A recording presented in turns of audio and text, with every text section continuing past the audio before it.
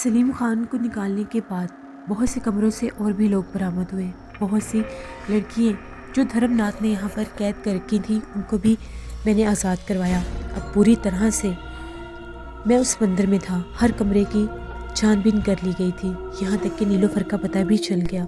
नीलोफर की हालत भी बहुत ज़्यादा ख़राब थी। उस पर भी धर्मनाथ ने और उसके कुत्तों ने बहुत जुल्म उठाए थे। नीलोफर ने जब मुझे देखा तो वो चौंक पड़ी और डर गई, लेकिन फिर मैंने उससे बताया कि मैं शहरयार अहमद हूँ, तुम लोगों की मदद करने के लिए आया हूँ। सबको वहाँ से निकालने के बाद मंदिर में हर तरफ लोग ही लोग थे।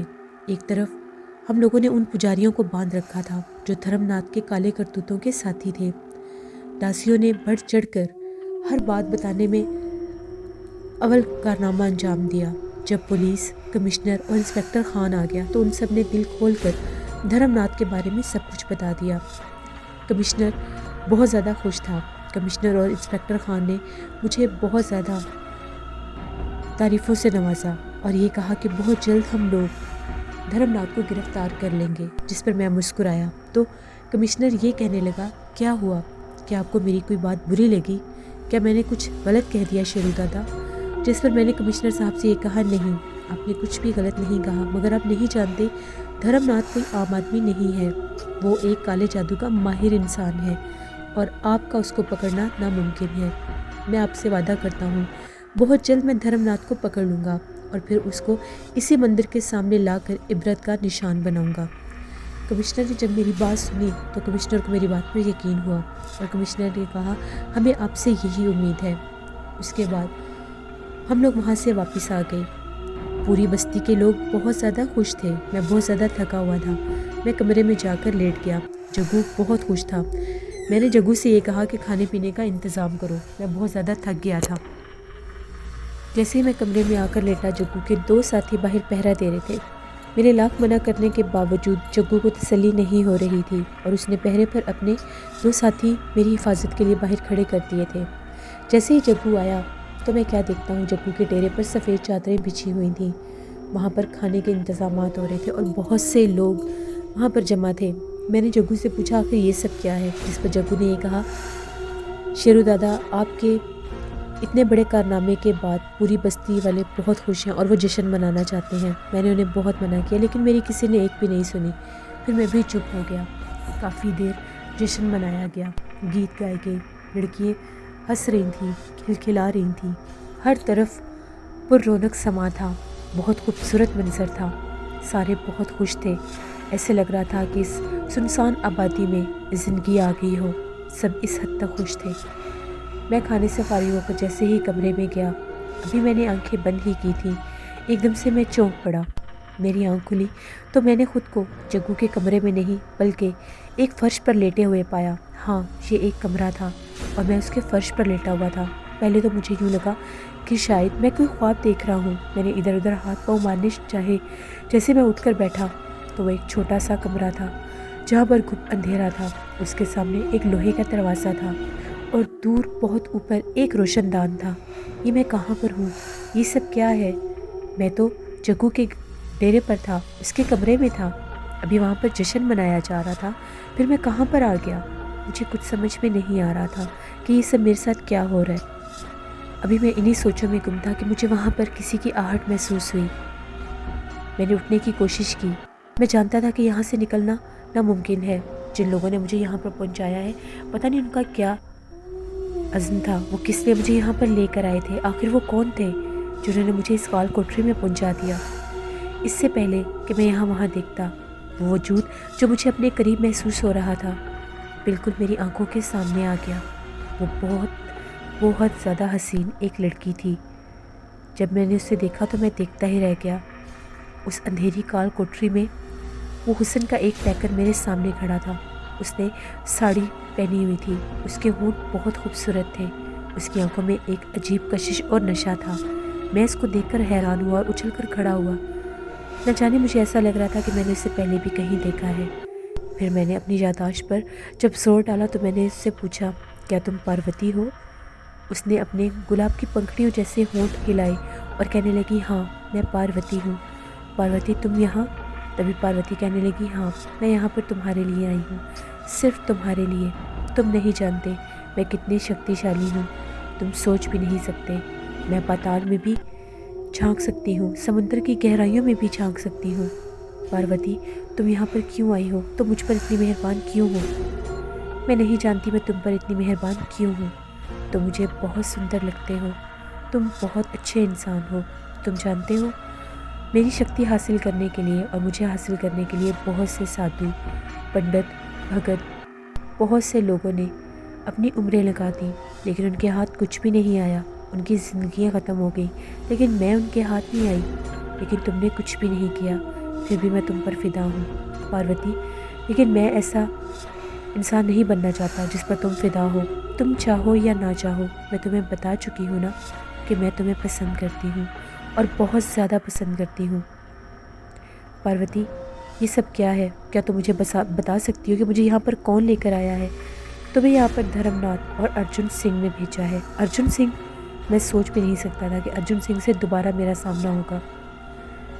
तुम चाहो तो मैं उन्हें नर्क में भेज सकती हूँ। नहीं पार्वती, ऐसे नहीं। अभी मैं चाहता हूँ कि तुम मेरी मदद करो। क्या तुम उनको किसी वक्त के लिए रोक सकती हो? सिर्फ थोड़े से वक्त के लिए? हाँ, वो तो मैं रोक लूँगी, मेरे लिए मुश्किल नहीं है। मगर ये बताओ कि तुम्हारे दिमाग में आखिर चल क्या रहा है? तुम किसी तरह से इंस्पेक्टर खान को यहाँ पर ले आओ। मैं चाहता हूँ इंस्पेक्टर खान उसके और उसके साथियों को रंगे हाथों पकड़ ले। ठीक है, मैं यही कोशिश करूँगी। अभी मैं जाती हूँ। मैं पार्वती के करीब हुआ और मैंने पार्वती से कहा कि पार्वती, क्या तुम दोबारा आओगी? तभी पार्वती ने कहा, हाँ, मैं ज़रूर दोबारा आऊँगी। क्या मैं तुम्हारे करीब आ सकता हूँ? नहीं, अगर तुमने मुझे हाथ लगाया तो तुम भी भस्म हो जाओगे और मैं भी। जब तक मैं नहीं जाती तब तक ऐसा नहीं हो सकता। तभी पार्वती मेरी आंखों से ओझल हो गई। मुझे कुछ समझ में नहीं आ रहा था कि आखिर ये सब क्या है। पार्वती यहाँ पर मेरी मदद के लिए क्यों आई थी? अभी मैं ये सब कुछ सोच ही रहा था, न जाने कितनी देर गुजर गई। मुझे अचानक ऐसा एहसास होने लगा जैसे पूरे तहखाने में ज़लज़ला आ गया हो। मैंने अपने आप को बहुत संभालने की कोशिश की, लेकिन मैं अपनी कोशिश में कामयाब ना हो सका। मेरा जहन आहिस्ता आहिस्ता तारीकी में डूब रहा था। न जाने मेरा जहन कितनी देर तक तारीकी का सफ़र करता रहा। फिर आहिस्ता आहिस्ता अंधेरा उचटने लगा। तारीकी की जगह रोशनी ने लेना शुरू कर दी। मेरा शऊर लम्हा ब लम्हा रोशन होना शुरू हो गया। तभी एक झटके से मैंने आंखें खोल दी। दूसरे ही लम्हे मेरे पे हैरत का एक पहाड़ टूट पड़ा। मैं ऐसी जगह मौजूद था जहाँ चारों तरफ पहाड़ी ही पहाड़ थे। दूर दूर तक पहाड़ की चोटियाँ मुझे शानदार अंदाज में नज़र आ रही थी। तभी मेरी नज़र पड़ी तो मैंने वहाँ पर एक बहुत बड़ा मंदिर देखा। मैं उठकर इस मंदिर की तरफ चल पड़ा।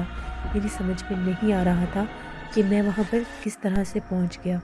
मुझे अच्छी तरह से याद था कि मैंने पार्वती से ये कहा था कि धर्मनाथ और अर्जुन सिंह को अभी कुछ देर रोक के रखो ताकि वो वहाँ पर ना आ सकें। इसके बाद एकदम तहखाने में ज़लज़ला सा आ गया और उसके बाद मेरा जहन मुकम्मल तौर पर तारीकी में डूब गया था। फिर मैं यहाँ पर कैसे पहुँच गया? मैं यही सोचता सोचता मंदिर के गेट पर पहुँच गया। मंदिर के गेट पर एक सुनहरी ताज वाला सांप का मुजस्मा नस्ब था। मैंने इधर उधर नज़रें दौड़ाई। मुझे बहुत से सांप आज़ाद तौर पर वहाँ घूमते नजर आए। जगह जगह पर खूबसूरत चांदी और पीतल के प्याले पड़े थे जो दूध से भरे हुए थे और वहाँ पर बहुत से सांप बेफिक्री से इन प्यालों में मुंह डालकर दूध पी रहे थे। इन्हें मंदिर में आने जाने वाले की कोई परवाह नहीं थी और ना ही मंदिर में आने वाले इन सांपों से खौफजदा दिखाई दे रहे थे। और आगे एक बहुत ही बड़ा वसी हाल था। सामने एक बहुत बड़ा चबूतरा था। इस बहुत बड़े चबूतरे पर एक बहुत बड़े सांप का बुत मौजूद था। इस बुत पर जहाँ पजा खूबसूरत हीरे मोती जड़े हुए थे। बहुत से लोग इसके सामने सर झुकाए पूजा में मसरूफ़ थे। मैं वहाँ से निकलकर आगे बढ़ा। मुख्तलिफ कमरों से होता हुआ एक कमरे के सामने रुक गया। दरवाज़ा खुला था। धर्मनाथ सामने एक चौकी पर बैठा पूजा में मसरूफ़ था। हैरत अंगेज़ तौर पर मैंने इसको देखा और इसके ज़ख्म मान पड़ चुके थे। वो काफ़ी बेफिक्र नज़र आ रहा था। अचानक मुझे पायल की छनकार सुनाई दी। आवाज़ बहुत करीब से आ रही थी और फिर मैंने एकदम सकते में जब इधर उधर देखा तो वो एक क़यामत थी। कुदरत की हसीन रनाइयों की मुकम्मल शाहकार। इसने ज़र्क बर्क से लदा हुआ एक घघरा चोली पहना हुआ था। गले में कीमती पत्थरों के हार थे। किसी जोगन की तरह बाल गूंदे हुए थे। बड़ी बड़ी हिरनी जैसी स्याह आंखें जिन्हें देखकर कोई भी मदहोश हो जाए। और इसका चेहरा बहुत ज़्यादा खूबसूरत था और रंग बहुत सफ़ेद था, जैसे किसी माहिर संग तराश ने इसे तराशने में अपने फ़न की महारत दिखाई हो। सुर्ख याकूती होंठ, कुशादा पेशानी, जिस पर एक खूबसूरत सा छोटा सा सुनहरी सांप चिपका हुआ था। इसके हुस्न ने मेरे होशो हवास गुम कर दिए थे। अचानक धर्मनाथ की आवाज़ ने मुझे वापस अपनी दुनिया में धकेल दिया। आओ आओ मधु, कैसी हो? धर्मनाथ की आंखें और इसकी आवाज़ साफ तौर पर इसका हुस्न देख रही थी। अच्छा, तो इस क़यामत का नाम मधु था, मैंने सोचा। अच्छी हूँ महाराज, अभी अभी पंडित ने मुझे बताया है कि आप पधारे हैं। बस सुनते ही आपके दर्शन के लिए चली आई। वो मुस्कुराते हुए हाथ जोड़कर बोली और जैसे 2 मंदिर की घंटियाँ बज रही हों, हाँ हम आए हैं, आओ ना हमारे पास बैठो। धर्मनाथ की आंखों में शैतानी नाच रही थी। इसने मधु का हाथ थामकर इसे अपने करीब कर लिया। मधु मुस्कुराती हुई इसके करीब जाकर बैठ गई। मैं अजीबोगरीब अंदाज में ये सब कुछ देख रहा था। धर्मनाथ खाना छोड़कर अब पूरी तरह मधु से बातें कर रहा था। फिर इधर उधर की बातें करते साथ ही इसने मधु की आंखों में झांक कर देखा।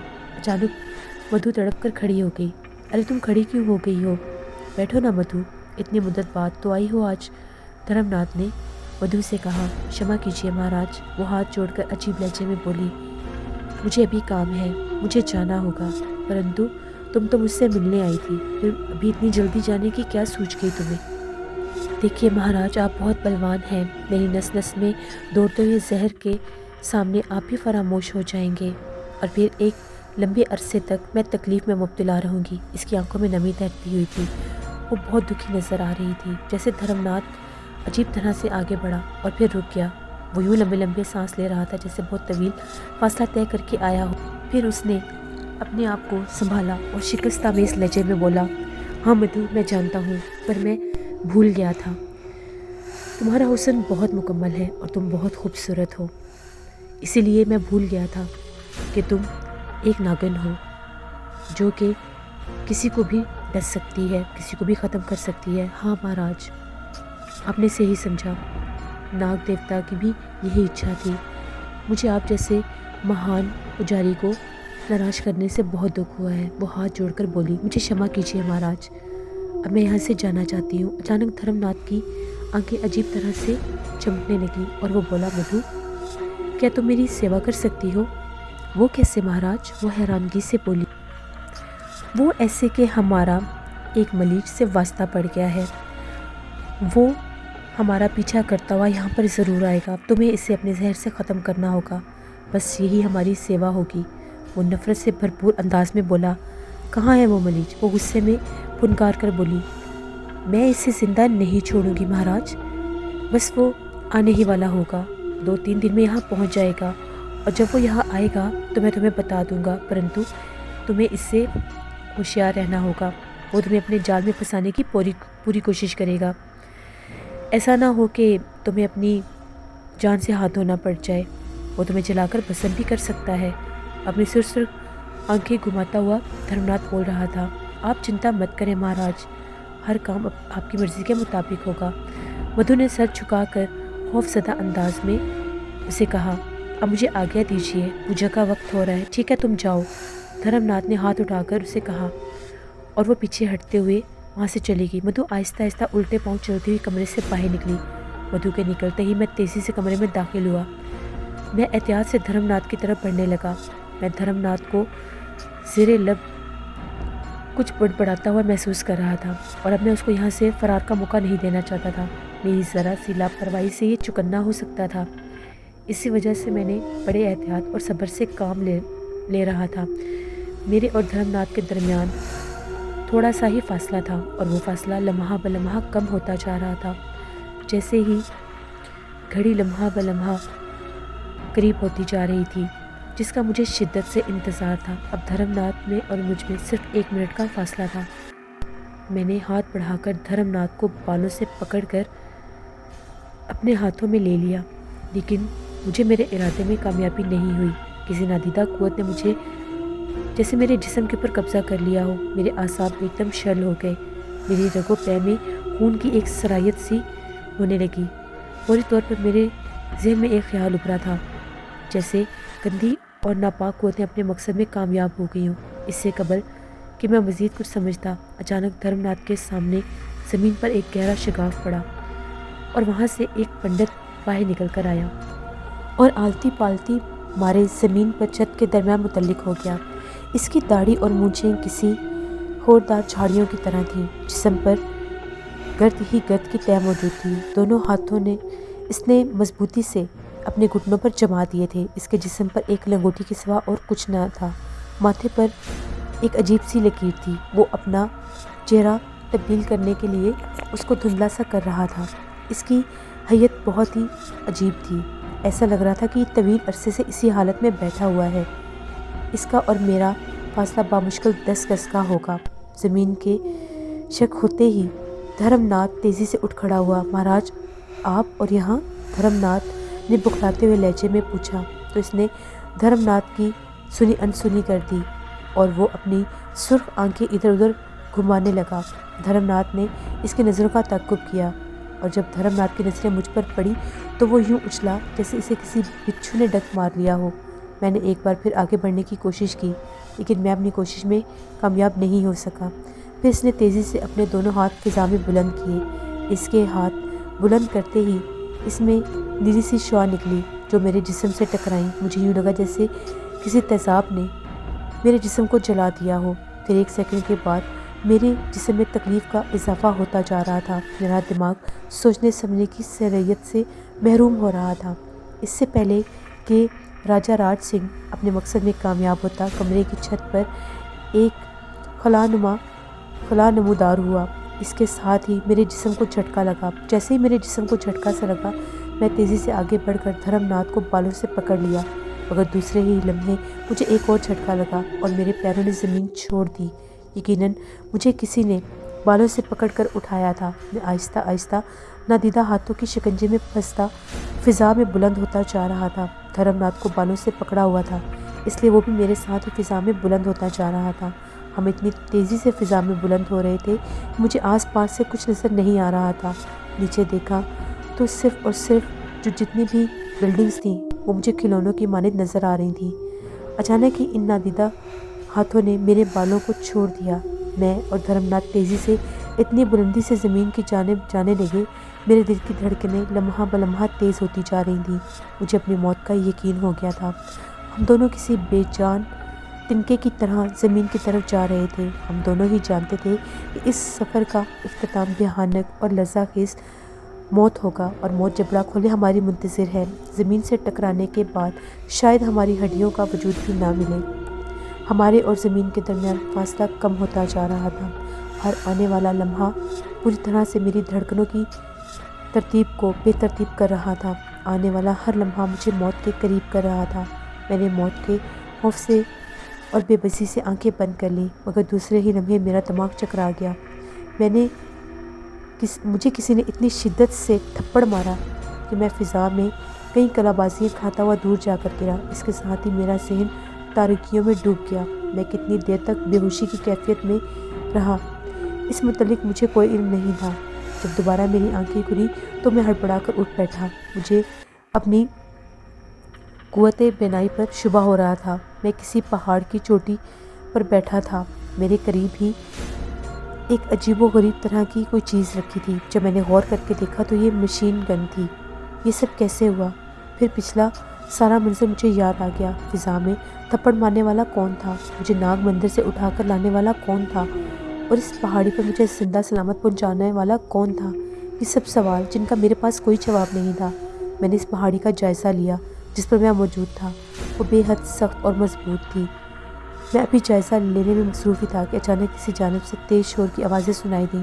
چاروں طرف اونچے اونچے پہاڑ ہونے کی وجہ سے سمت کا اندازہ نہیں ہو رہا تھا۔ جب میں نے نظریں گھمائیں تو دائیں بائیں پہاڑوں کی چوٹیاں تھیں۔ بے شمار تندرست و توانا قبائلی شور مچاتے ہوئے نیچے نظر آ رہے تھے۔ ان کے جسموں کی رنگت زردی مائل تھی اور جسموں پر پہاڑی جانوروں کی کھالیں نظر آ رہی تھیں۔ وہ درندوں کی طرح دھاڑ رہے تھے اور وہ بے شمار تھے۔ دیکھتے ہی دیکھتے وہ سب انہی پہاڑ کی چوٹیوں کے نیچے آ گئے جہاں پر میں بیٹھا تھا۔ جیسے ہی ان لوگوں کی نظر مجھ پر پڑی، ان کی نظروں میں میرے لیے نفرت ہی نفرت تھی۔ ان لوگوں کو یوں میں نے اپنی طرف بڑھتے دیکھا اور میری ریڑھ کی ہڈی سرد ہونے لگ گئی۔ میں نے جلدی سے وہاں سے اٹھنے کی کوشش کی اور اپنے پاس رکھی مشین گن اپنے ہاتھ میں لے لی اور بنا سوچے سمجھے فائر کر دیا۔ پہاڑوں سے گرتے یہ شعلے دھماکے کی آواز پیدا کر رہے تھے اور بہت دور تک یہ آوازیں گونج رہی تھیں۔ میں ان کے اوپر فائر کرتے جا رہا تھا۔ میں نے بہت سے فائر ان پر کھول دیے اور وہ چیخ رہے تھے، چلا رہے تھے اور ایسے لگ رہا تھا کہ جیسے ان کے جسموں میں بندروں کی طرح پھرتی ہے۔ کوئی ادھر چڑھنے لگا تو کوئی ادھر چڑھنے لگا اور دیکھتے ہی دیکھتے وہ میری نظروں سے اوجھل ہو گئے تھے۔ وقتی طور پر تو مجھے ان سے چھٹکارا مل گیا تھا، مگر نہ جانے کیوں مجھے یقین تھا کہ ابھی یہ عارضی طور پر مجھ سے دور ہوئے ہیں۔ وہاں سے اٹھ کر میں تیزی سے ایک ڈھلوان سے لپک گیا اور اس کے اوپر چڑھنے لگا۔ میں ابھی آدھے حصے پر ہی پہنچا تھا کہ بے شمار قبائلی چہرے نظر آئے اور اس سے پہلے کہ میں سنبھلتا وہ سب نے مجھ پر پتھراؤ کرنا شروع کر دیا۔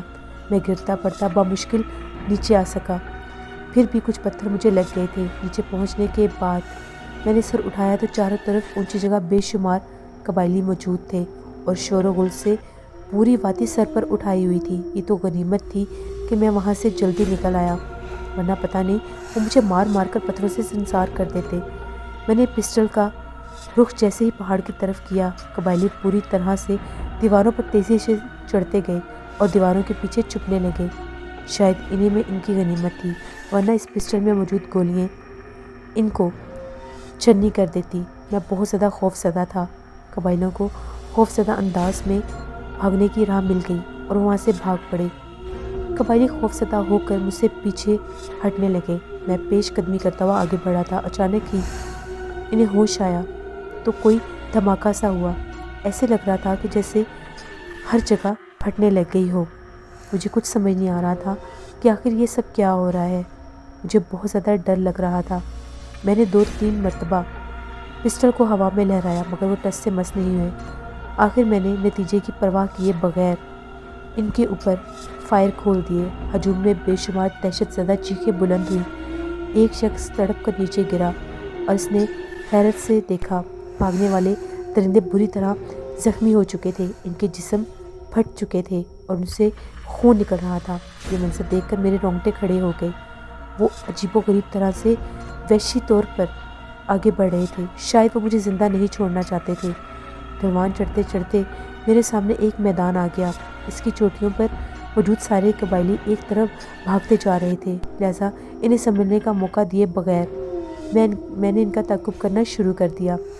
کم از کم یہاں پر کوئی آبادی تو ضرور ہوگی۔ وہ لوگ بھاگتے اس قدر تیزی سے تھے کہ میں ان کو دیکھتا تھا تو وہ غائب ہو جاتے تھے۔ مجھے ہمت نہیں ہارنی تھی۔ اس بھاگ دوڑ کا اختتام پتھر سے بنے ہوئے بے شمار مکانات پر مشتمل ایک آبادی پر ہوا۔ میں آبادی سے 40-50 گز دور تھا۔ وہ لوگ مکانوں کی آڑ میں چھپے بری طرح سے چیخیں مار رہے تھے، اس لیے کہ میرے پاس پسٹل کا ایک ایسا ہتھیار تھا جو ان کے لیے ایک نیا تجربہ تھا۔ میرے پاس گولیاں کم تھیں اور وہاں پر لوگ بہت زیادہ تھے۔ ایسی صورتحال میں مجھے ان کا مقابلہ کرنا تھا۔ اگر میں مقابلہ نہ کرتا تو سراسر نقصان میرا ہی ہونا تھا۔ لیکن میں کیا کرتا، کہاں جاتا؟ میں بہت زیادہ ڈرا ہوا تھا اور میں یہ چاہتا تھا کہ میں ان کو بھی حد سے زیادہ خوف زدہ کر دوں تاکہ یہ لوگ اسی طرح سے ڈرے سہمے رہیں اور میں بآسانی وہاں سے باہر نکل سکوں۔ میں نے بستی کی طرف قدم بڑھانے شروع کر دیے۔ مکانوں کی اوٹ سے پتھروں کا ایک بادل اڑتا ہوا میری جانب آیا مگر میں بوکھلاہٹ سے پیچھے ہٹا۔ میں ان پتھروں سے صاف بچ گیا۔ میں نے دوڑتے دوڑتے بے دریغ فائرنگ شروع کر دی اور پھر ایک دفعہ دوبارہ سے چیخو پکار شروع ہو گیا۔ جب میں پہلے مکان کے قریب سے گزرا تو ایک لمحے کے لیے مجھے خوف محسوس ہوا کہ کہیں کوئی قبائلی مجھے زیر کرنے کے لیے مجھے اس مکان میں نہ لے جائے، میری آڑ میں نہ بیٹھا ہو، مگر اگلے ہی لمحے یہ خیال غلط ثابت ہوا۔ وہاں پر کوئی بھی نہیں تھا، وہ تو خود ڈرے سہمے بیٹھے ہوئے تھے۔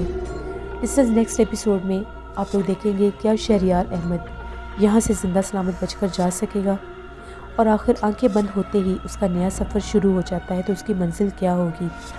قبر کا بیٹا ناول آپ لوگوں کو کیسا لگ رہا ہے؟ اپنی رائے کا اظہار کمنٹ باکس میں ضرور کریں۔ انشاءاللہ کل اس کی نیکسٹ ایپیسوڈ ہوگی۔ اپنا فیڈ بیک مجھے ضرور دیں۔ جن لوگوں نے ابھی تک میرے چینل کو سبسکرائب نہیں کیا، میرے چینل کو ضرور سبسکرائب کریں۔ Thank you for watching, stay blessed, Allah نگہبان۔